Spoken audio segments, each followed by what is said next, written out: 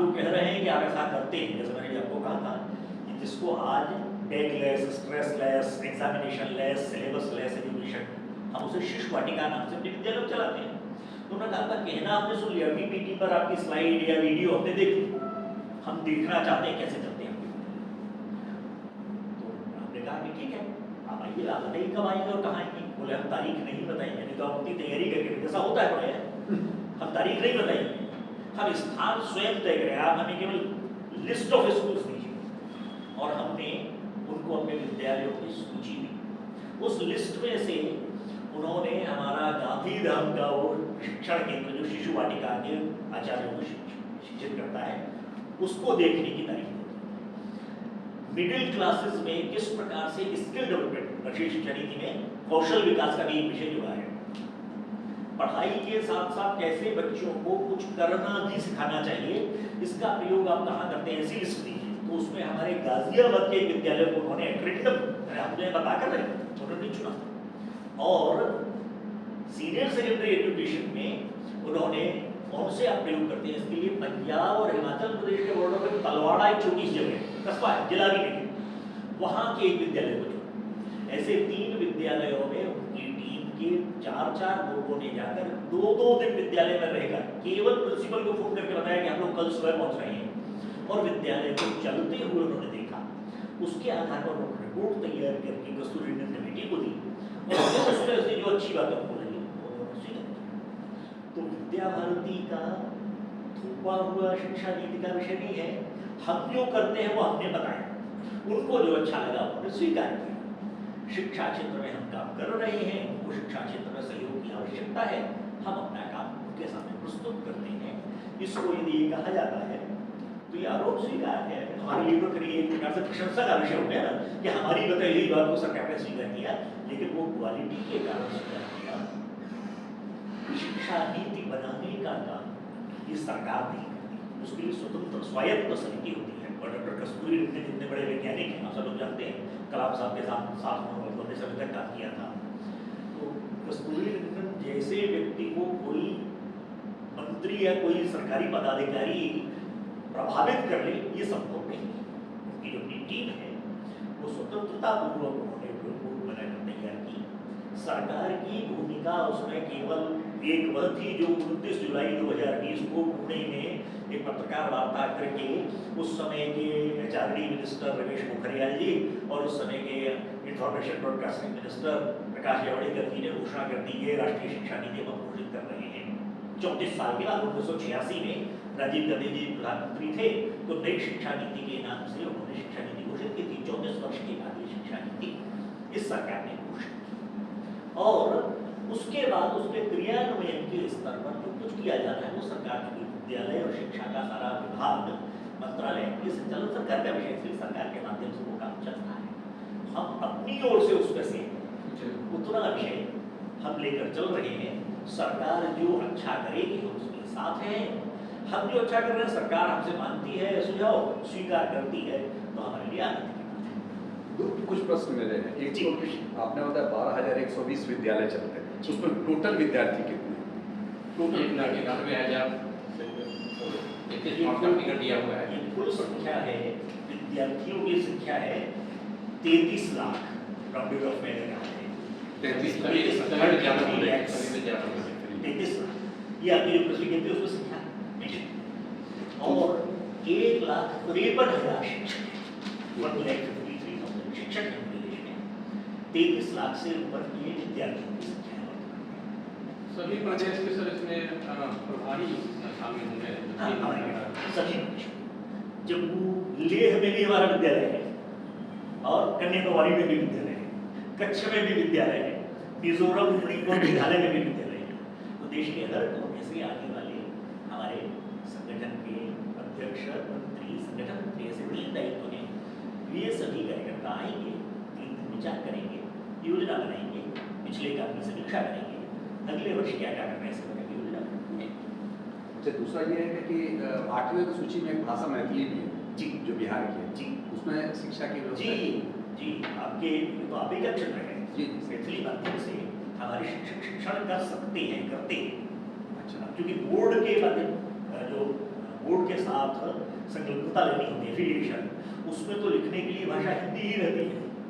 तो परीक्षा का माध्यम हिंदी है, परंतु शिक्षण का माध्यम, हाँ शिक्षण का माध्यम, लिपि चूंकि देवनागरी है, मैथिली की भी, लेकिन शिक्षण का माध्यम जहाँ पर जो भाषा है, मतलब हम कश्मीर में डोगरी भाषा में, तमिलनाडु में तमिल भाषा में, केरल में मलयालम भाषा में, गुजरात में गुजराती भाषा में, महाराष्ट्र में मराठी भाषा में, गोवा में कोंकणी भाषा में, हम इन सभी भाषाओं में अपने विद्यार्थियों के लिए शिक्षण की व्यवस्था करते हैं।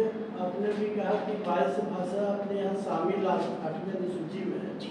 तो आपने 2 भाषा को छोड़ दिया, उर्दू और सिंधी, जिसमें नहीं पढ़ाएंगे, इसका क्या कारण है? नहीं पढ़ाएंगे नहीं कहा, क्योंकि हमारे पास उन क्षेत्रों में विद्यालयों की संख्या कम है। देखिए, विद्यार्थी की और अभिभावकों की डिमांड होगी तो हम प्रारंभ करेंगे। शुरू से हमारे 20 भाषाओं में नहीं चलते थे। अभी तक इतने दिनों से चल रही है आपकी संस्था, आपके स्कूल चल रहे हैं जी। तो क्या कहीं से कोई डिमांड पूरे देश भर से नहीं है कि इस भाषा में भी बच्चों को सिखाया जाना चाहिए? भाषा में पूरे देश में जिस क्षेत्र में सिंधी भाषा चलती है वहाँ हमारे विद्यालयों की संख्या बिल्कुल 4-5 है।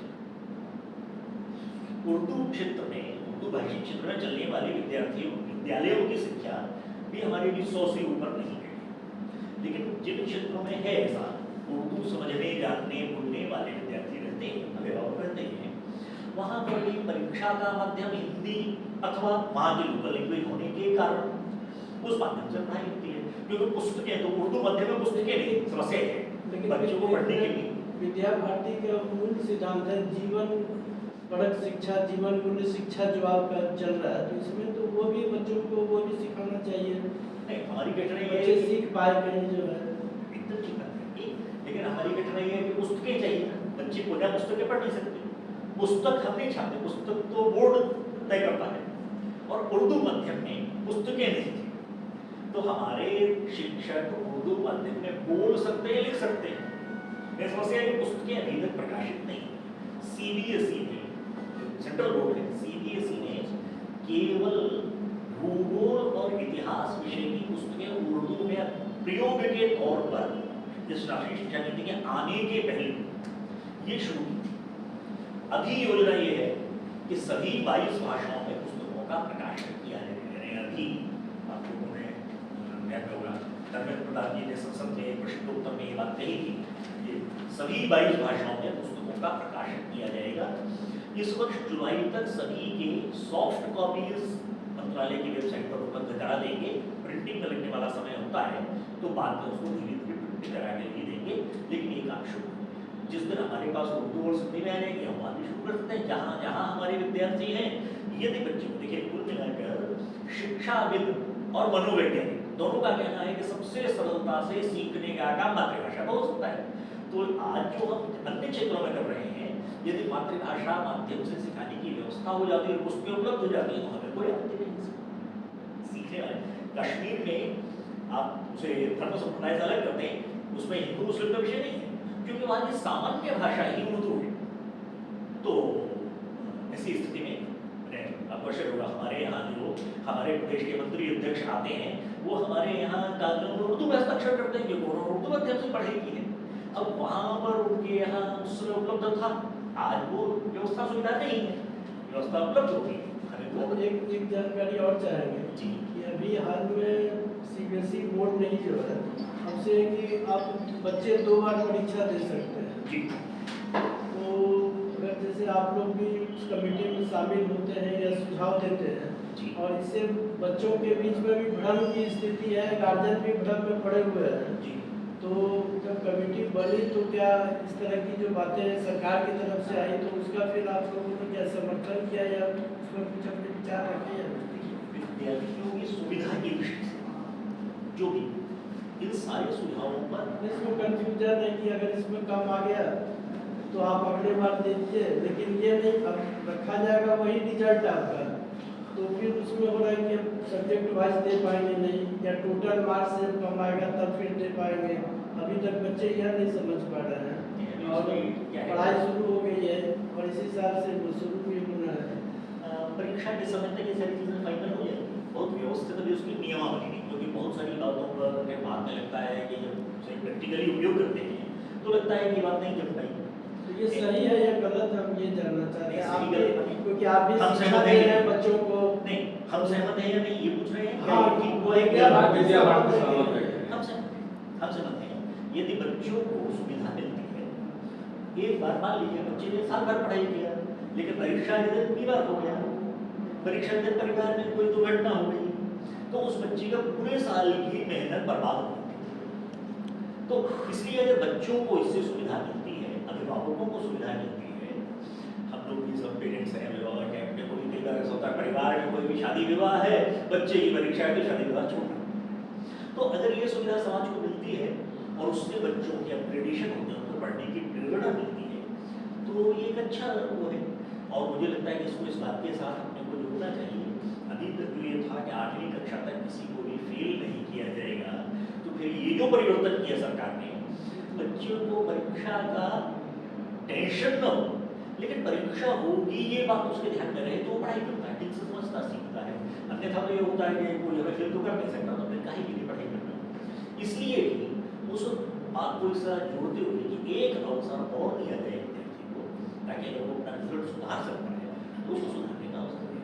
माता पिता का भी, बच्चा तो केवल फेल पास इतना ही होता है कि अगले साल उसी क्लास में पढ़ना अगर फेल हो जाता है, लेकिन माता पिता का तो एक वर्ष में खर्चा जो आज चूंकि एजुकेशन इतनी महंगी हो गई है, पुस्तकें, कॉपियाँ, ड्रेस, ये वो सारी चीज़ें जोड़ दिया जाए तो अभिभावकों के लिए भी थोड़ा सा इस पर थोड़ा सुविधा हो जाएगी। इस नाते से अगर प्रयोग किया है, हालांकि सरकार का भी कहना है कि प्रयोग ही है, चलेगा तो ठीक है, नहीं तो 1 वर्ष की समीक्षा करके 1 वर्ष के बाद फिर उसको आगे जारी रखना है कि नहीं करना, इसका निर्णय किया जाएगा। तो प्रयोग है सरकार की ओर से। अभी सरकार ने निर्णय किया है, हम CBSE के एफिलिएटेड हमारे भी 200 से अधिक विद्यालय हैं, तो CBSE एफिलिएटेड विद्यालयों में हम लागू करेंगे उस चीज को। स्टेट बोर्ड्स ने भी इस दिशा में आगे कदम नहीं बढ़ाया है, इसलिए अभी हम उस जहाँ हमारे स्टेट बोर्ड के विद्यालय हैं उन पर अभी हमें ध्यान दें।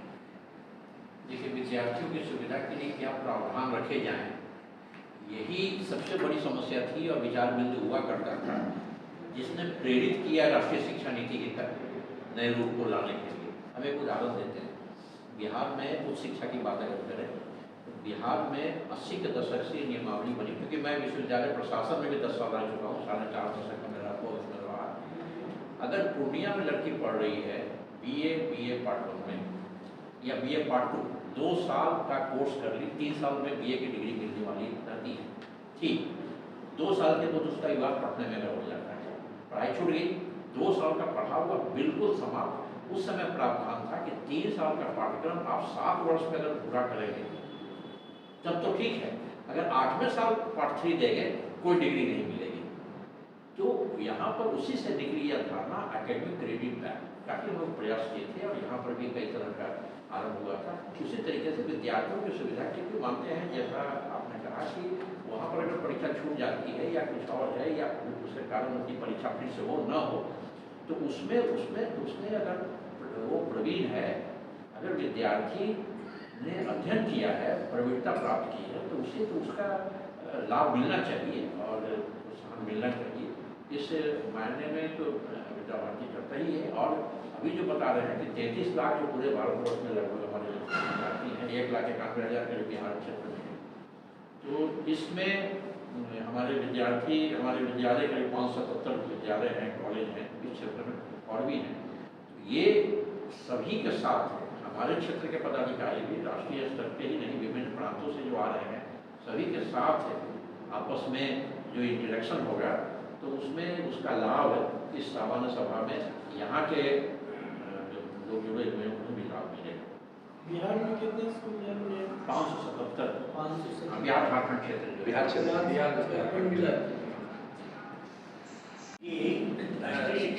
तमिलनाडु में तो उसी पे हंगामा है, पूरी की पूरी सियासत उसी पर हो रही है। आप तो पूरी स्वीकार कर रही है, सियासत का विषय जब कोई भी विषय सियासत का विषय बन जाता है तो समर्थक विरोध ही होता है उसमें। जी, वास्तव में राष्ट्रीय शिक्षा नीति में जिस मुद्दे को उनका विरोध है वो है भाषा।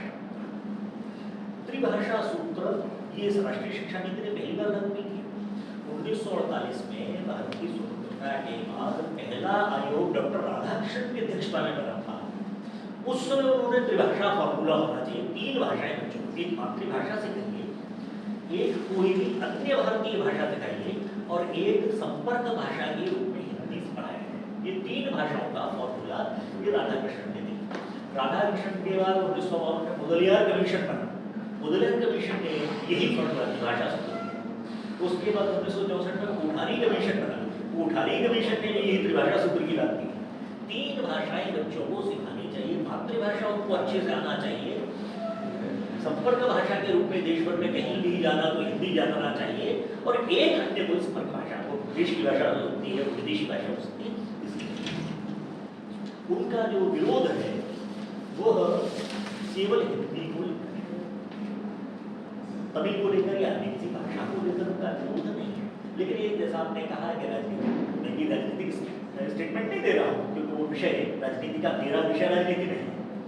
कर्नाटक सरकार ने जैसे घोषणा की कि कर्नाटक में नौकरी करने हैं, आप लोग जानते हैं कि बेंगलोर इस समय देश का सबसे बड़ा IT हब है देश भर के। बिहार के ही अभी हम लोगों की बेंगलोर में बैठक थी, उसमें बिहार और झारखंड से जिन्होंने हमारे भारतीय विद्यालयों में शिक्षा प्राप्त की और आज IT सेक्टर में वहाँ काम कर रहे हैं, ऐसे 250 विद्यार्थी इकट्ठे जिनके बारे में हम जानते हैं, और हो सकता है 2500 और जो बेंगलोर में रहते हैं और हमें मालूम नहीं कि वो इतनी बड़ी संख्या में। लेकिन अब ये अगर अनिवार्य कर दिया जाए कि आपको कन्वर्ट सीखनी पड़ेगी तभी आपको रहने दिया जाएगा, तो ये सियासत का विषय। राज्य का विकास होना चाहिए, टेक्नोलॉजी का विकास होना चाहिए, भाषा तो रहते रहते व्यक्ति, क्योंकि अंग्रेजी बोलकर आप सब्जी वाले से, अंग्रेजी बोलकर आप रिक्शा वाले से संवाद नहीं कर सकते, फिर तो लोकल भाषा सीखनी पड़ती है। आदमी जब 6 महीना साल भर रहता है तो धीरे धीरे सीखने लगता है। तो वहां पर राजनीति का कारण ये हो सकता है। बाकी आपका जो मूल प्रश्न है राष्ट्रीय शिक्षा नीति को लेकर, जहां विरोध हुआ राज्यों के नाम में, आप सब जानते हैं, मीडिया के लोग हैं, सबसे पहला स्टेटमेंट तो ममता दीदी का ही आया कि हमारे यहाँ लागू नहीं दिया जाएगा। केरल सरकार ने कहा, तमिलनाडु ने कहा, ये था कि हम लागू नहीं करेंगे। लेकिन धीरे धीरे वहाँ के शिक्षाविदों ने ये बात कही कि यदि आप राष्ट्रीय शिक्षा नीति लागू नहीं करेंगे तो हमारे प्रदेश के विद्यार्थी आज के 10 साल बाद अखिल भारतीय स्तर की परीक्षा में नहीं बैठ पाएंगे, क्योंकि सिलेबस तो वो होगा राष्ट्रीय शिक्षा नीति का। हमारे विद्यार्थी यदि उससे पढ़े हुए नहीं होंगे तो उनकी समस्या होगी, और धीरे धीरे उन्होंने जितना भी आवश्यक। तो परिवर्तन उसमें ऐसा कुछ नहीं है जिसके कारण से बवाल मचाया जाए या बवाल मचे। लेकिन एक आरोप है जो कह रहे हैं कि विद्या भारती जो है अपनी विचारधारा को इस शिक्षा नीति में सौंप दी। आरोप लगाने में तो कोई आपत्ति नहीं है, हमें तो इसे प्रशंसा मानना चाहिए आरोप के बजाय। यदि सरकार हमारी इतनी, जैसे अभी आप बता रहे थे कि 30 अन्य संगठनों के साथ मिलकर हम लोग काम करते हैं, तो वैसे ही जो चर्च के माध्यम से स्कूल कॉलेज संचालित हो रहे हैं, तो जरा उनसे भी राय विचार ले लेते हैं। बिल्कुल, इससे पहले हम लोग ले चुके हैं, इससे पहले हम 2 राउंड लोगों के साथ भी बैठे हैं। क्योंकि देखिए, किसी भी धर्म संप्रदाय का विषय अगर किनारे कर दिया जाए तो जीवन मूल्य तो सब सिखाना चाहता है। अच्छे मनुष्य बनो, अच्छे नागरिक बनो, ये चाहे कन्वेंट के स्कूल हो, चाहे मदरसा हो, कोई गलत बात तो नहीं सिखाते। जीवन में अच्छा मनुष्य बनना ये तो सबका उद्देश्य है। तो अब सबके साथ मिलकर काम करने के लिए तैयार हैं। पहले ये जो बड़ी संख्या में चलने वाले एक प्रकार के विचार करने वाले लोग हैं, उनके साथ बैठना हो, परंतु उसमें हमने कहीं ये अंतर या ये हमने अपना लिमिट सीमा नहीं बांधी है कि हम इसके बाद अच्छे संस्थानों के साथ नहीं बैठेंगे, नहीं बात करेंगे। रहा सवाल सरकार के ऊपर प्रभाव डालने का, तो ये जो मैंने कहा कि 2 बार बैठना हुआ, उसमें सरकार का कोई प्रत्यय नहीं था। नहीं तो यदि ऐसा होता तो जितने नाम मैंने संगठनों के बोले हैं, ये सब इतने प्रभावी लोग हैं कि उनमें से किसी के भी बुलावे पर केंद्र के या राज्यों के शिक्षा मंत्री आ सकते थे, लेकिन उन्होंने किसी शिक्षा के मंत्रालय के, शिक्षा के विभाग के अधिकारियों को, राजनीतिक लोगों का आमंत्रण नहीं। हम अपने स्तर से अच्छा काम करके एक मॉडल प्रस्तुत करेंगे, उस मॉडल को सरकार भी चाहती है तो स्वीकार कर सकती है। ऐसे प्रयोग के साथ बिना उसके हमारी कोई तैयारी नहीं, हमारे पास कुछ डॉक्यूमेंट नहीं, रिलेट नहीं, बिना उसके प्रस्ताव लेकर जाए, ये कुछ शोभा देने का नहीं। एक बार इन संस्थाओं के साथ एकमत होकर फिर सरकार के सामने अपना विचार रखना। जब राष्ट्रीय शिक्षा नीति बन रही थी, आपने जो बात कही उस आरोप को अगर आरोप कहा जाए तो स्वीकार ही कर रहा हूं, हमने देश भर में 250 से अधिक स्थानों पर, एग्जैक्टली 269 स्थानों पर विद्वत गोष्ठियां की। इनमें उपस्थित विद्वत गोष्ठियां ये विद्या भारती या बीजेपी या आरएसएस के लोग नहीं थे, विद्वान लोग थे। शिक्षा क्षेत्र के उसमें विभिन्न विश्वविद्यालय के कुलपति थे, शिक्षा क्षेत्र में काम करने वाले लोग थे, प्रोफेसर्स थे, स्कूली शिक्षा के लोग थे, और जिनका शिक्षा से दूरपास का कोई भी संबंध है, यानी उसमें औद्योगिक और व्यावसायिक संगठनों के भी प्रतिनिधि थे। ऐसे 250 से अधिक स्थानों पर हुई शैक्षिक संगोष्ठियों के माध्यम से अपने उनके विचार इकट्ठे लिख कर देना ये बहुत स्वाभाविक नहीं होता। जिन्होंने लिख कर दिया उसके लिए सरकार ने भी अपना प्रयोग किया था, आप लोगों को ध्यान में होगा। तो लगभग 3 लाख सुझाव राष्ट्रीय शिक्षा नीति के लिए जो कस्तूरी रंगन कमेटी बनाई गई थी उसको 3 लाख मेल मिले थे। इस बात की ईमेल पर वो देना था, वो मेल पर मिले थे। हम लोगों ने भी ऐसे स्थानों से इकट्ठे करके सुझाव उनको कटाई किया। कुछ कॉमन बात होती थी, पटना में अगर गोष्ठी हुई है और मान लीजिए दिल्ली में हुई है और शिमला में हुई और चेन्नई में हुई है, तो शिक्षाविद एक जैसा सोचते हैं और लगभग कॉमन बातें। हमने उनको एकत्र करके 110 सुझाव राष्ट्रीय शिक्षा नीति की कस्तूरी रंगन कमेटी के सामने प्रस्तुत किए थे। उसमें से जो उनको उपयोगी लगे वो उन्होंने स्वीकार किए। हमारा कोई आग्रह दुराग्रह नहीं था कि आपको मानने पड़ेंगे, क्योंकि ये विद्या भारती के सुझाव नहीं, ये देश के शिक्षाविदों के सुझाव हैं। आपको उपयोगी लगते तो आप स्वीकार कीजिए। बाद में चर्चा के लिए अजीम प्रेमजी फाउंडेशन उन्होंने इस काम के लिए कस्तूरी रंगन कमेटी को सहायता करने के लिए